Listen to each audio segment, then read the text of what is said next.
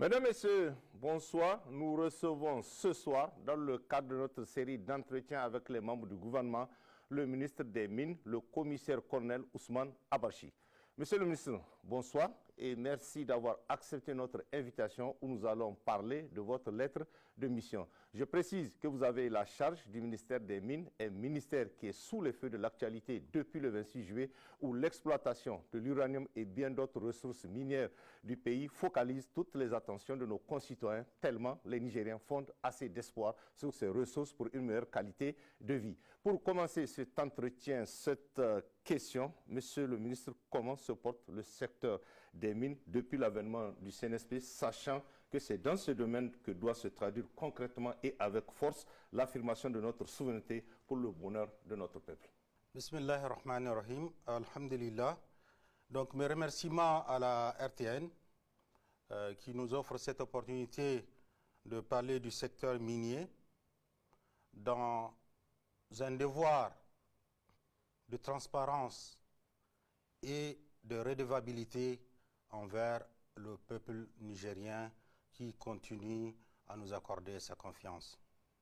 Je voudrais également souhaiter une bonne et heureuse année à tout le peuple nigérien, une année de paix, de santé et de prospérité pour notre pays. Il vous souviendra donc que c'est suite au réaménagement technique du gouvernement en date du 19 février 2024 que nous avons eu la charge du ministère des Mines. Le constat du secteur avant le 26 juillet 2023, c'était un secteur où il y avait des difficultés de recouvrement des recettes au profit de l'État, donc des arriérés d'impôts de certaines sociétés minières, y compris des arriérés de redevances minières. Il y avait également la non-application ou disons le contournement des dispositions légales et réglementaires de notre code minier par certaines sociétés minières qui arrivaient à les contourner.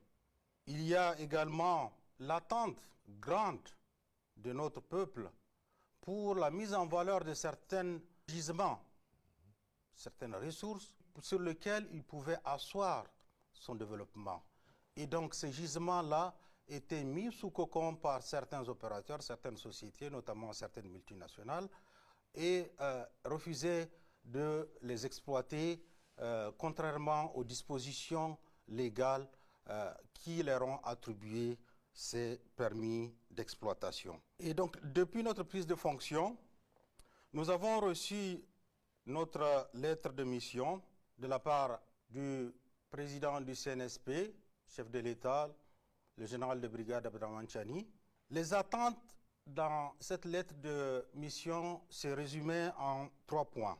Il s'agit de, primo, renforcer le dispositif d'encadrement de l'exploitation des ressources extractives afin d'améliorer sa contribution à l'économie nationale. Deuxièmement, définir un cadre favorable aux investissements pour la diversification de l'exploitation des ressources minières. Troisièmement, mettre en place un cadre approprié de mesure des résultats et d'appréciation de la performance des actions du ministère des Mines. Et depuis donc la date où nous avons été investis de cette charge, le secteur minier a bénéficié d'une attention particulière des autorités en vue de mieux asseoir notre souveraineté sur nos ressources naturelles. Le secteur donc se porte bien. Il fait la fierté des Nigériens tant de l'intérieur que de la diaspora, et il fait également la fierté des Africains en général et notamment de nos concitoyens de l'AES, la Confédération de l'Alliance des États du Sahel. Le secteur a bénéficié donc de la révision de son cadre légal, d'un cadre de travail beaucoup plus accueillant et convivial. Il s'agit donc de l'immeuble qui abrite actuellement le ministère en charge des mines. Il a été fait l'état des lieux des différents titres miniers qui ont été attribués aux différents opérateurs. Cet état de lieu se poursuit actuellement. Nous avons également entrepris des visites sur le terrain où nous avons pu constater de visu ce qui se passe réellement dans le cadre minier. Et également, nous avons insisté et nous avons fait beaucoup de recouvrements dans le cadre des recettes minières au profit du budget national. Voilà en gros ce que je peux vous répondre par rapport à votre première question. D'accord, merci. Ousmane. Oui, monsieur le ministre, vous avez déjà répondu à une partie de cette question que je vais vous poser. Quelles sont les mesures prises pour renforcer les dispositifs d'encadrement des ressources extractives afin d'améliorer leur apport à l'économie nationale? Peut-on envisager un nouveau code minier plus en phase avec notre nouvelle orientation politique et ce, dans l'intérêt de notre pays? Si oui, vous pouvez nous décliner ce qui pourrait être les grandes lignes ou les grandes orientations du nouveau code minier en chantier. L'analyse diagnostique du secteur minier a montré une faiblesse de la gouvernance du secteur, le faible développement de notre potentiel minier, le faible développement de la chaîne de valeur et une diversification insuffisante des différentes substances exploitées dans notre pays. Il y a également une prise en charge insuffisante de la gestion durable de l'environnement minier. Voilà ce que le diagnostic du secteur minier nous montre. Donc, face à ce diagnostic, des mesures ont été mises en place. Il s'agit donc du renforcement du cadre légal. Il a été adopté l'ordonnance 2024-34 du 2 août 2024 relative au contenu local dans le secteur des mines et des hydrocarbures au Niger. Cette ordonnance concerne l'offre d'emploi aux nationaux. Elle concerne également la sous-traitance, la fourniture des biens et services par les entreprises nationales au profit des entreprises qui font l'exploitation minière et dans les hydrocarbures. Il y a également l'adoption de l'ordonnance numéro 2024-37 du 8 août 2024, modifiant et complétant la loi numéro 2022-033 du 5 juillet 2022 portant loi minière. Et dans le cadre de l'adoption de cette ordonnance, il s'agissait de limiter les exonérations fiscales qui sont attribuées aux entreprises qui font de la recherche minière. Donc ces exonérations ont été limitées aux phases de recherche et aux phases de construction des mines. Il y a également comme mesures qui ont été adoptées dans cette nouvelle ordonnance qui modifie la loi minière, la hausse de 10% à 15% de la participation gratuite de l'État aux sociétés minières qui sont créées après les recherches par des opérateurs étrangers. L'autre point également à mettre à l'actif de cette modification du code minier, c'est la promotion des entreprises locales par les autorisations semi-mécanisées. Ce qu'on appelle les autorisations semi-mécanisées, c'est des exploitations qui permettent aux opérateurs d'aller directement à la phase d'exploitation à petite échelle sans pouvoir passer par la phase de recherche, de détermination de gisements et de construction de mines, de petites ou de grandes mines. Et donc, ces exploitations semi-mécanisées ont été exclusivement réservées aux entreprises qui ont une participation à majorité détenue par des Nigériens. Il y a également des dispositions concernant l'environnement, la protection de l'environnement, ou des obligations strictes en matière de réhabilitation des sites miniers ont été introduites dans l'ordonnance modifiant le code minier. Et enfin, il y a des contributions financières, toujours dans le cadre de l'environnement, pour l'exploitation des nappes fossiles. Ici, il s'était agi de transposer les dispositions du Code de l'eau nigérien au niveau du Code minier pour faire en sorte que le principe du préleveur-payeur et du pollueur-payeur de nos ressources fossiles en eau soit transposé sur le code minier et donc l'appliquer aux opérateurs dans le domaine minier. Il y a également l'encadrement des exploitants miniers. Il s'est agi ici, donc dans le cadre des différentes mesures que nous sommes en train de prendre, de mieux encadrer les exploitants miniers, notamment ceux qui sont dans l'orpaillage, que ce soit dans le domaine artisanal ou dans le domaine semi-mécanisé. Il y a également le renforcement des capacités du Centre de recherche géologique et minière, le CRGM, qui est un outil au niveau du ministère des Mines qui permet de faire de la recherche géologique et minière. Et donc ce centre a vu ses capacités renforcées avec la coopération avec un pays ami qui nous aide dans la mise en œuvre du laboratoire du centre et également nous allons entamer tout ce qui concerne la division recherche par rapport à ce centre. Il y a la prospection en vue de l'amélioration de la chaîne des valeurs. Là également, c'est une démarche que nous avons entreprise avec des opérateurs étrangers pour notamment améliorer la chaîne de valeur au niveau de l'exploitation de l'or. Faire en sorte que l'or qui est exploité au Niger puisse être transformé au Niger et valorisé, notamment par le raffinage et la production des bijoux en or notamment. Monsieur le ministre, en attendant les grandes réformes du secteur minier, pouvez-vous nous dire quelles sont les mesures prises pour protéger nos ressources minières, souvent illégalement et clandestinement exploitées par des informels, voire des réseaux criminels et terroristes? Les dispositions qui sont prises, c'est d'abord de la sensibilisation à l'endroit de nos concitoyens qui sont dans l'exploitation des mines. Et je peux vous assurer qu'il y en a des milliers, notamment dans l'exploitation de l'or. Quand vous allez dans le nord du Niger, dans la région d'Agadez, vous allez rencontrer des milliers de Nigériens sur des espaces complètement vides et ils sont en train de faire de l'exploitation de l'or. C'est le cas de Tchibarkaten, le cas de Tchibarkaten. Et également dans l'ouest du pays, c'est la même chose. Vous avez des milliers de Nigériens qui s'adonnent à l'exploitation de l'or. Et donc, ces populations ont besoin d'être sensibilisées par rapport au cadre légal et réglementaire dans l'exploitation de ces ressources.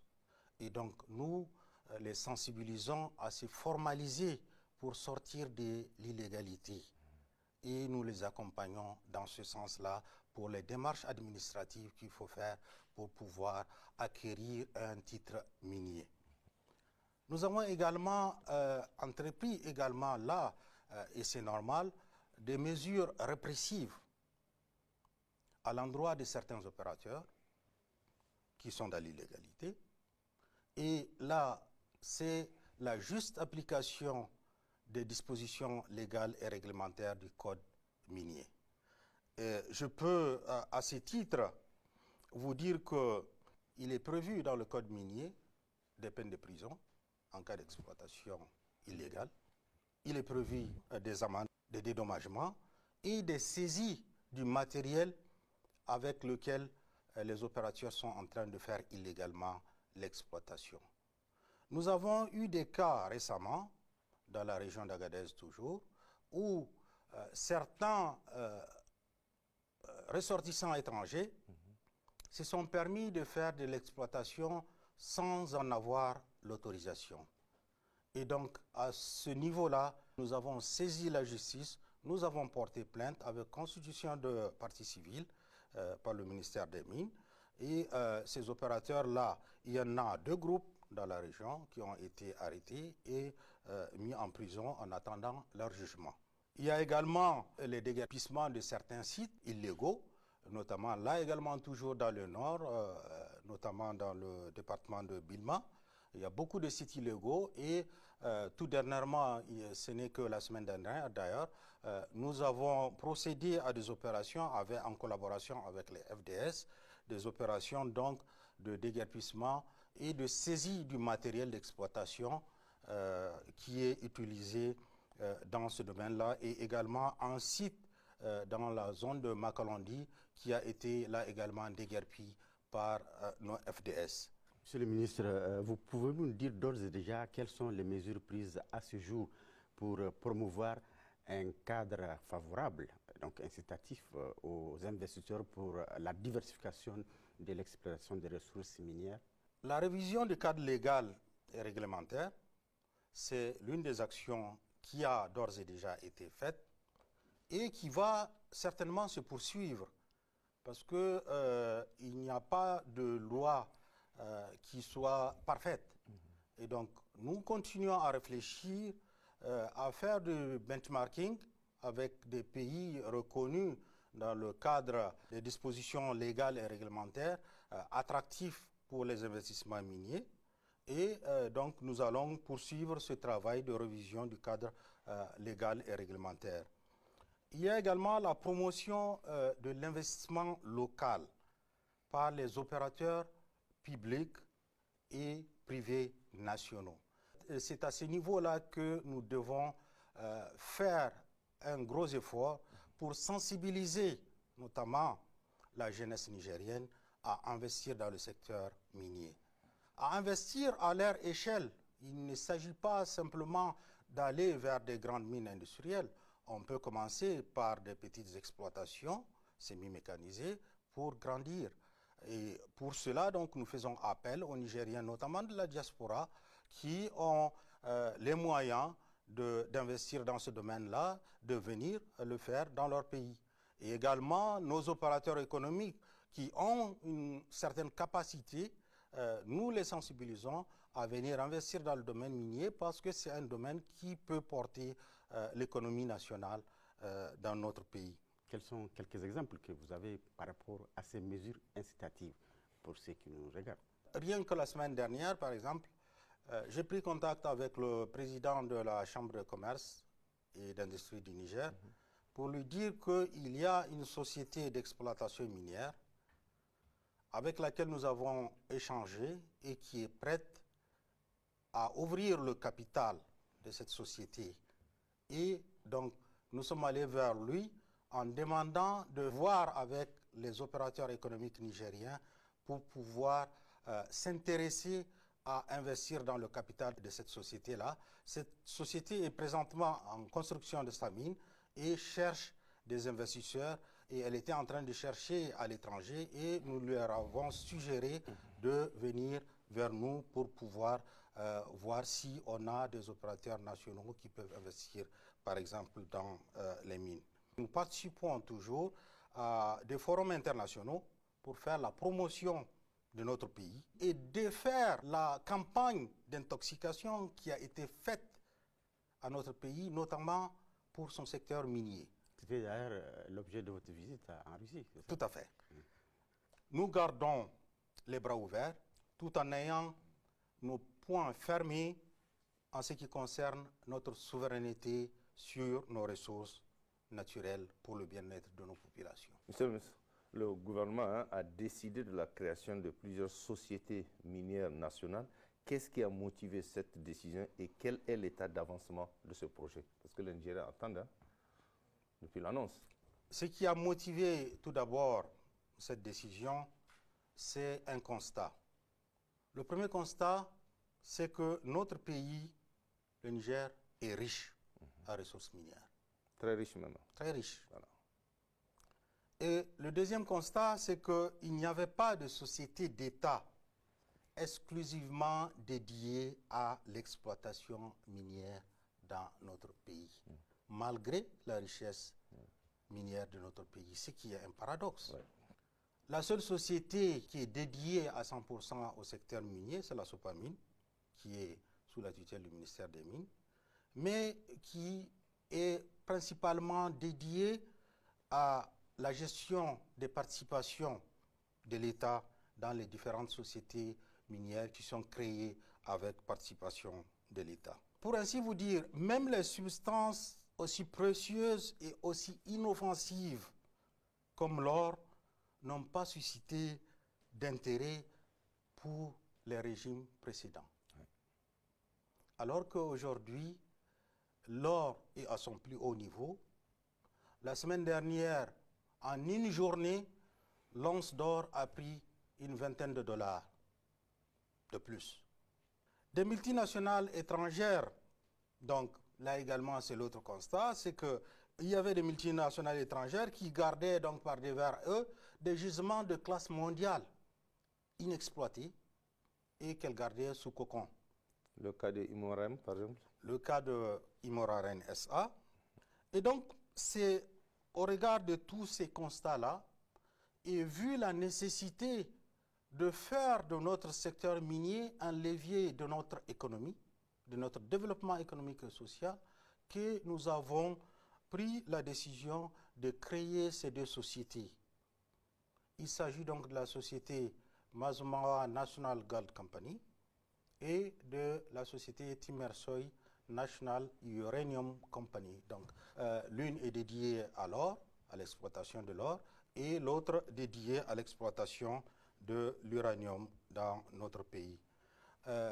C'est pour faire ainsi, comme le dit un dicton anglais, do it by yourself. Faisons-le par nous-mêmes.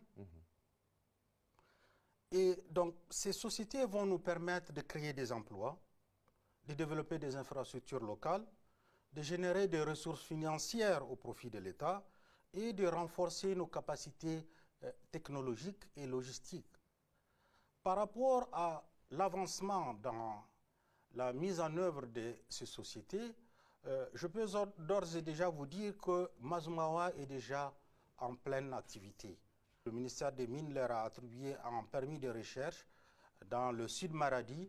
Il s'agit du permis de Gabi, qui était précédemment détenu par une société créée par un ressortissant d'un pays étranger voisin et que nous avons retiré à notre arrivée et donc attribué à Mazumawa.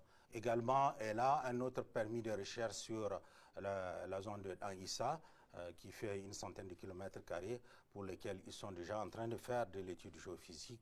Et nous espérons que peut-être d'ici la fin de l'année, Mazumawa sera pleinement établi. Pour l'instant, ils sont encore en train de recruter et de faire les procédures administratives pour leur mise en œuvre. Ce qu'il faut noter à ce niveau-là également, c'est que effectivement, nous sommes pressés. Les Nigérians attendent, comme vous l'avez dit, mais pour faire de la recherche minière, il faut un minimum de 2 à 3 ans pour découvrir un gisement qui pourrait être exploité. Mais pour le faire, il faut bien commencer. Et c'est ce que nous avons fait. Nous avons mis le pied dans le plat, comme on dit. La souveraineté de notre pays dans le secteur minier passe également par notre capacité à disposer des cadres nigériens compétents à même d'assurer l'exploitation de nos ressources. J'ai alors envie de vous poser la question de savoir qu'en est-il de la formation dans ce secteur et dans quel état se trouve l'EMIG, jadis une école qui a fait vraiment la fierté du Niger. L'EMIG fait encore la fierté du Niger. Ce que je peux dire par rapport à l'éducation et la formation, elles sont essentielles afin de disposer des cadres compétents à même de conduire les destinées de notre pays, particulièrement du secteur minier. Vous savez, les plus grandes capitalisations de nos jours ne sont pas des sociétés minières comme Rio Tinto, comme Barrick Gold ou même Rosatom. Les plus grandes capitalisations boursières et financières sont plutôt Apple, Microsoft, Nvidia. Et toutes ces entreprises-là sont des entreprises technologiques. Donc, portées sur la connaissance, le savoir. Des pays comme le Japon, la Corée du Sud, n'ont presque pas de ressources. Pourtant, ces pays se sont développés par l'intelligence, par le savoir, par la connaissance. Nous avons donc cet avantage qui est en soi une bénédiction d'avoir des ressources minières. Et nous pouvons donc par conséquent faire de ces ressources-là un levier pour notre développement économique et social. Au niveau du ministère des Mines, nous avons des cadres très bien formés, compétents. Beaucoup sont sortis de l'EMIC, d'autres universités. Nous avons également, par rapport à cette amélioration du niveau intellectuel de nos cadres, entrepris un plan de formation pour leur mise à niveau. Et pour cela, nous avons organisé un séminaire à l'endroit des cadres centraux, régionaux et départementaux sur le leadership, le management, la communication, l'éthique et la déontologie. Pour revenir à l'EMIG, ce qu'il faut noter, c'est que depuis quelques années, l'EMIG est sous la tutelle du ministère de l'Enseignement supérieur. Cependant, nous avons une estime particulière pour ce centre d'excellence parce qu'il s'agit c'est un centre d'excellence. Nous avons donc une estime particulière et nous collaborons avec l'EMIG pour améliorer ces conditions de formation. Je pourrais par contre vous parler d'une autre école qui est, elle, sous la tutelle du ministère des Mines. Il s'agit de l'EMAIR. Ouais. Par rapport à l'EMAIR, ce que nous sommes en train de faire, c'est un ambitieux programme d'augmentation de ses capacités. L'EMAIR aura bientôt 50 ans d'existence, mais on l'avait trouvé également dans un état un peu lamentable. Et donc, nous sommes en train de rénover les infrastructures existantes, d'en construire de nouvelles pour augmenter les capacités d'accueil et également réviser les curricula de l'école. D'ores et déjà, à la rentrée passée, nous avons augmenté l'effectif des élèves entrant à l'EMAIR de 50% comparé à ce qu'on a trouvé. Monsieur le ministre, on va poursuivre cet entretien. On a vu, en tout cas, tout ce que vous avez développé au niveau du secteur vraiment minier, qui, il faut le dire, est un secteur qui promet, on peut le dire comme ça. Monsieur le ministre, quelles sont les perspectives d'avenir pour le secteur des mines au Niger? Le sous-sol du Niger reste encore insuffisamment connu. Nous avons un taux de couverture géophysique d'environ 20%, un taux de couverture géologique de 13% et un taux de couverture en géochimie de 6%. Comparé à certains pays voisins, notamment les pays de l'AES, nous sommes en deçà. Et pour cela, nous devons renforcer ces taux-là pour pouvoir couvrir une bonne partie de notre territoire. Il y a également la production minière qui n'est pas très diversifiée. Quand on parle d'un pays riche en ressources minières, mais principalement, on parle de deux substances qui sont extraites. C'est l'uranium et l'or. Tout à fait. Et je vais vous dire, même concernant l'uranium, il y a quoi actuellement sur le terrain? Il y a une société en exploitation, c'est la Somaï. La Somaï, oui. Il y a une mine en construction, c'est la Somida de Daza. Il y a une mine en reprise d'activité, c'est la Somina à Azélik. Et il y a une mine qui est fermée, c'est la Cominac. Pour ce qui concerne l'or, nous avons une seule mine, c'est la SML, qui est en grande difficulté. Et il y a un grand potentiel d'orpaillage. Et aucune société de raffinage. Et aucune société de raffinage, comme vous le dites. Les perspectives sont claires donc. Nous devons et nous allons investir dans la recherche géologique et minière pour améliorer la connaissance de notre sous-sol. Nous avons un pays de 1 267 000 km² que nous connaissons à peine à une moyenne de 15%. Nous avons un potentiel minier énorme sur ces 15%. Qu'est-ce que vous pouvez projeter sur les 85% restants? C'est de ça dont il est question. C'est vers ça que nous devons aller et pour cela, nous avons justement besoin de faire de la recherche et donc de renforcer le CRGM, qui est le Centre de recherche géologique et minière.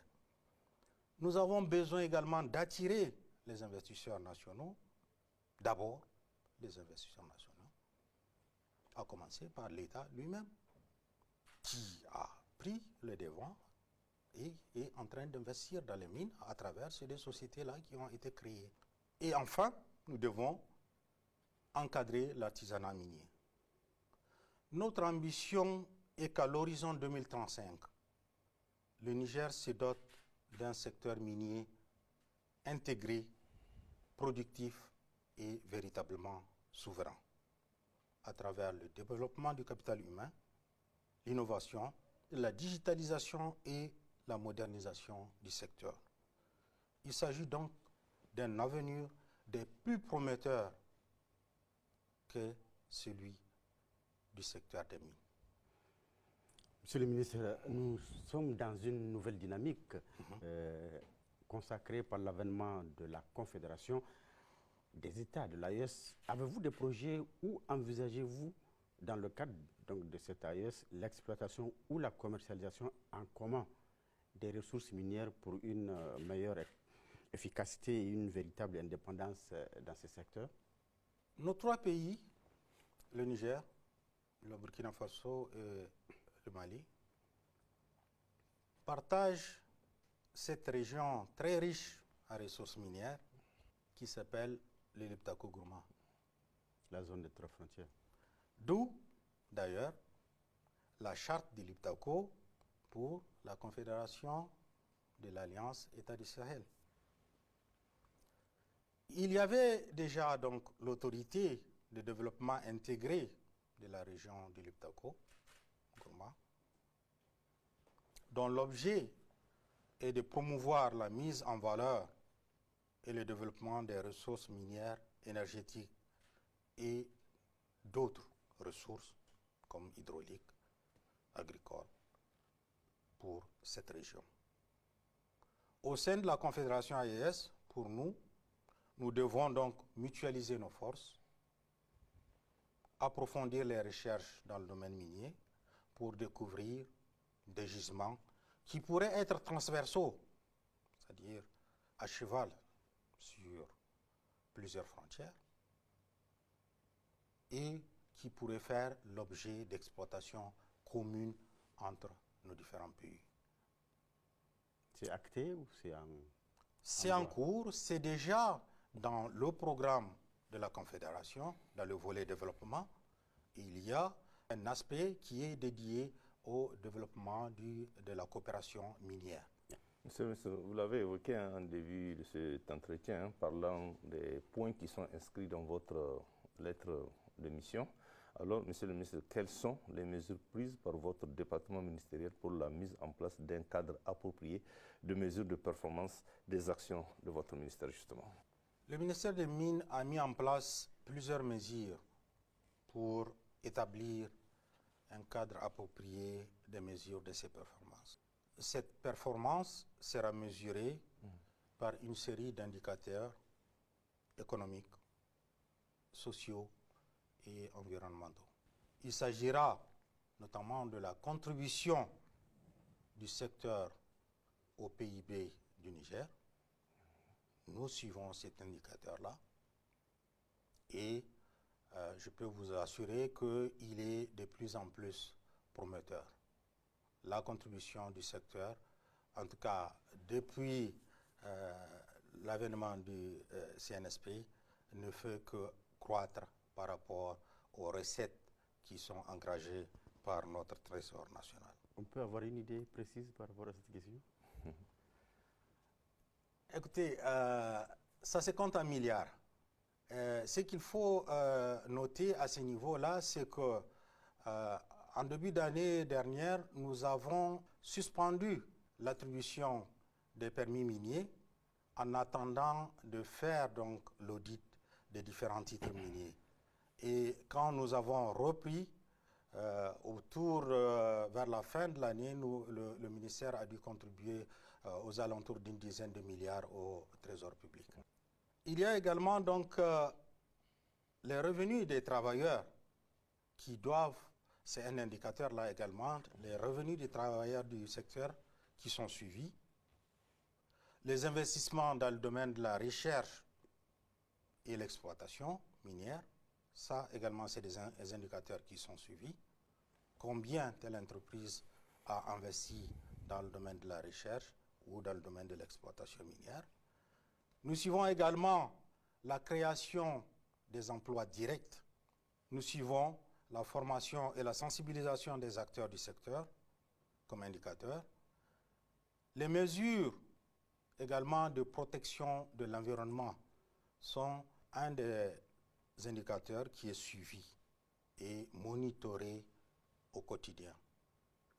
Et enfin, il y a la réhabilitation des sites miniers qui est un des indicateurs également qui sont suivis au niveau du ministère dans le cadre de la performance de son action. Monsieur le ministre, pour finir cet entretien et de façon globale, est-ce que vous pouvez nous dire comment faire pour que la production minière profite aux Nigériens, car c'est la finalité même de votre mission? Plusieurs mesures sont prises pour que la production minière profite aux Nigériens et pour faire du secteur un levier de développement de notre pays. Il s'agit donc, dans le cadre légal, de cette ordonnance sur le contenu local qui fera que plus de Nigériens seront employés dans le secteur, plus d'entreprises nigériennes seront impliquées dans la sous-traitance et l'offre des biens et services au profit des entreprises du secteur. Il y a également toutes les dispositions qui ont été prises au niveau du code minier. Il y a la création de ces entreprises nationales dont on a parlé. Elles contribuent à ce que le secteur rapporte beaucoup plus aux Nigériens. Et il y a donc cette incitation aux jeunes, aux femmes, à investir dans le secteur minier. Vous allez être surpris quand je parle de faire en sorte d'inciter les femmes à s'investir dans le secteur minier, mais d'ores et déjà, nos femmes sont déjà des opérateurs miniers. Au niveau des villages, certaines substances sont produites, récoltées par les femmes et donc revendues à certains opérateurs. Je peux vous parler du cas du gypse, dans un premier temps exploité dans les villages au niveau par des femmes, ou du phosphate qui est également exploité. Il y a toutes ces argiles également qui sont exploitées, transformées. Il y a les graviers, les sables et tout ça là, c'est de l'exploitation minière. Il y a un besoin à ce niveau-là, au niveau local notamment, de faire en sorte que ces populations, notamment les femmes, soient organisées pour mieux profiter de cette exploitation des ressources minières.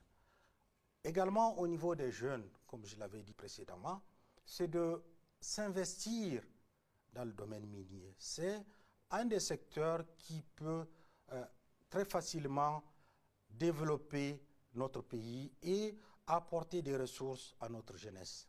Et comme je l'ai dit, il n'y a pas besoin d'être employé dans une entreprise, dans une multinationale ou dans une entreprise étatique.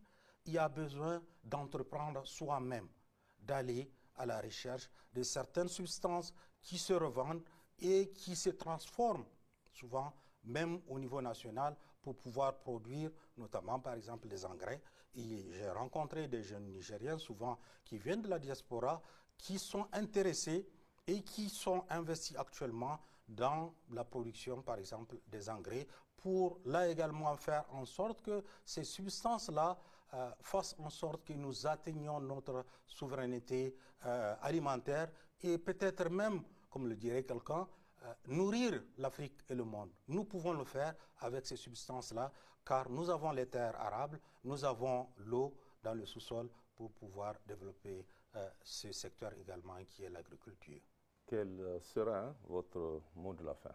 Pour la fin, je voudrais dire que depuis les événements du 26 juillet 2023, sous l'impulsion du Conseil national pour la sauvegarde de la patrie, CNSP, notre pays a emprunté une nouvelle voie, celle de sa liberté. Une liberté véritable.